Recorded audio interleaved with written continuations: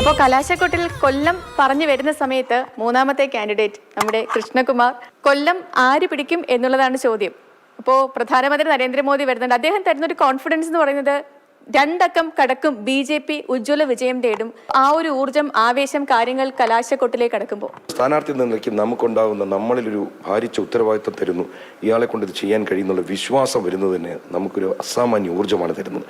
അതുകൊണ്ട് നമുക്കിതിനകത്ത് വിജയത്തിൽ കുറഞ്ഞ് യാതൊരു പ്രതീക്ഷയില്ല. നരേന്ദ്രമോദി ഇന്ന് ഈ ഭാരതത്തിലൊരു കുഞ്ഞ് ജനിച്ച് ജീവിച്ച് മരിക്കുന്നത് വരെയുള്ള പദ്ധതികൾ, ഒരു സുരക്ഷിതമായ ജീവിതം തയ്യാറാക്കി വെച്ചിരിക്കുന്നു. ഒരു MP വന്നാൽ എടുത്തത് ജനങ്ങളിലോട്ട് എത്തിക്കുക എന്നുള്ള തൊഴിൽ മാത്രമേ ഉള്ളൂ. അതുകൊണ്ട് ജനങ്ങൾ തിരിച്ചറിഞ്ഞിരിക്കുകയാണ്. ഇപ്പൊ തിരഞ്ഞെടുപ്പാണ്, വീട്ടിലെ ആവേശം എത്രത്തോളമാണ്? വീട്ടിലെ ആവേശം കിച്ചു വീട്ടിലുള്ളപ്പോഴാണ് അവിടെ അതിനൊരിത്. ഇപ്പം കിച്ചു ഇവിടെ ആയതുകൊണ്ട് ഞാൻ പല പ്രാവശ്യം വരുന്നുണ്ട്. എന്നോട് ഒരുപാട് പേര് ചോദിക്കുന്നുണ്ട്, എന്ത് പറ്റി വീഡിയോസ് ഇട്ടില്ല, ഇലക്ഷൻ്റെ തിരക്കിലാണോ? ശരിക്കും തിരക്കിലാണ്. അച്ഛനിപ്പോൾ MP ആയി പോകണം എന്ന് തന്നെയാണ് ആഗ്രഹം.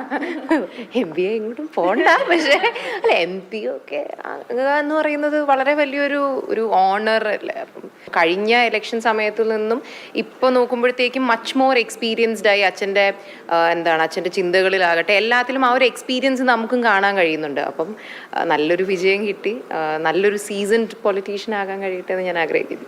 അച്ഛൻ എല്ലാവർക്കും വേണ്ടി നല്ലതേ ചെയ്യത്തുള്ളൂ എന്നുള്ളൊരു വിശ്വാസമുണ്ട്. അച്ഛനെ കൊണ്ട് പറ്റുന്ന ഹെൽപ്പ് അച്ഛൻ ഇനി വരുന്ന തലമുറയ്ക്കും ചെയ്തു കൊടുക്കും എന്നറിയാം. അതുകൊണ്ട് തന്നെ അച്ഛനെ വിജയിപ്പിക്കണം തന്നെയാണ് നമ്മുടെ എല്ലാവരുടെയും ആഗ്രഹം.